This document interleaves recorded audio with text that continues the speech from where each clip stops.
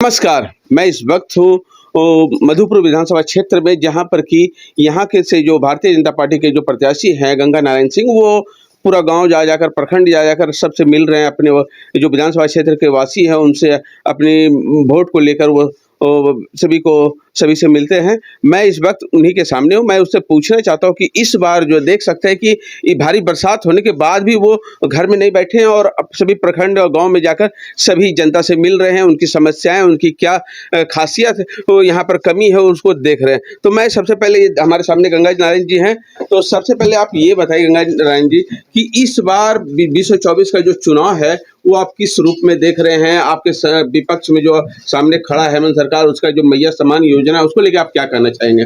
देखिए, भारतीय जनता पार्टी से इस नेतृत्व को मैं दिल से धन्यवाद देता हूं, जिन्होंने मधुपुर की जनता को सम्मान देते हुए यहाँ टिकट दिया, भारतीय जनता पार्टी के कार्यकर्ताओं को टिकट दिया और जनसंघ के नेता उनके सम्मान में गांव के लोगों को टिकट दिया। एक ऐसे लड़का को टिकट दिया जिन्होंने गरीबी देखा है, जिन्होंने माड़ भात और घाटा खाने के लिए भी तरसते थे, वैसे लोगों को टिकट दिया। तो गांव की जो गरीबी है और गांव की जो जरूरत है, मैं बखूबी जानता हूं। मैं दिल से धन्यवाद देता हूं अपने शीर्ष नेतृत्व को।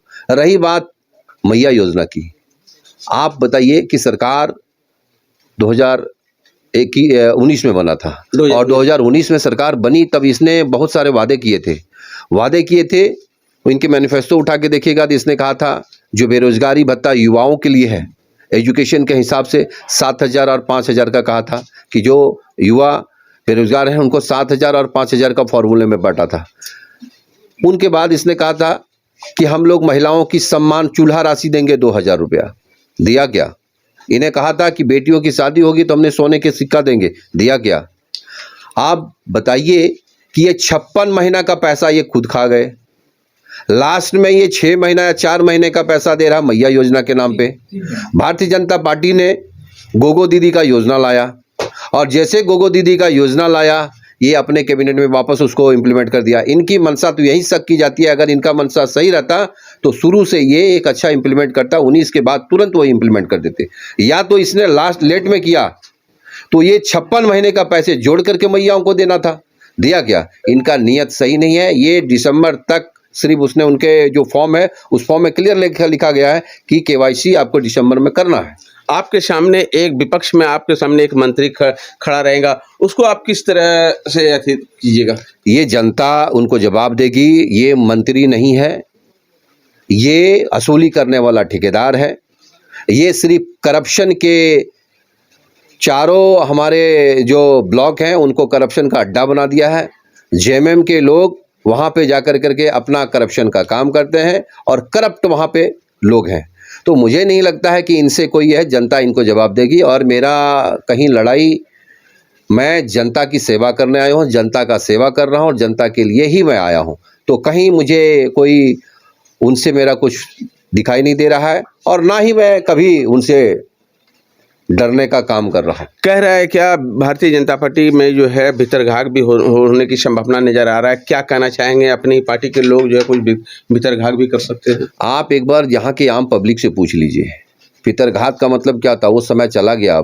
अब लोग जाग गए हैं, इनको मालूम है कि अच्छे और बुरे लोग कौन हैं। और भीतरघात की जो बात होगी वो आप खत्म हो गया। भीतरघात नहीं होगा क्योंकि गांव के सभी लोग गंगा सिंह के साथ है, शहर के लोग भी गंगा सिंह के साथ है, भारतीय जनता पार्टी के साथ है, कमल फूल के साथ है और देश के प्रगति और झारखंड के विकसित बनाने के लिए साथ है। क्या कहना चाहेंगे आप जो मधुपुर विधानसभा क्षेत्र के जनता से?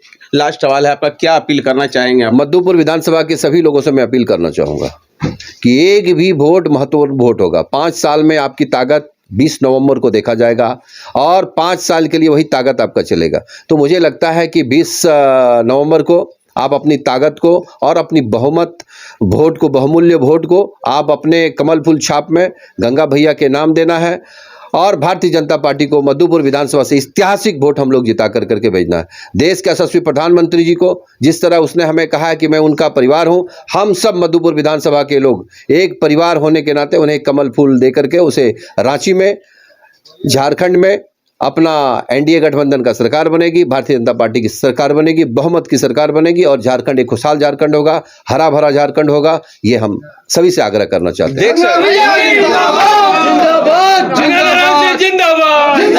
जिंदाबाद, गंगा भैया जिंदाबाद।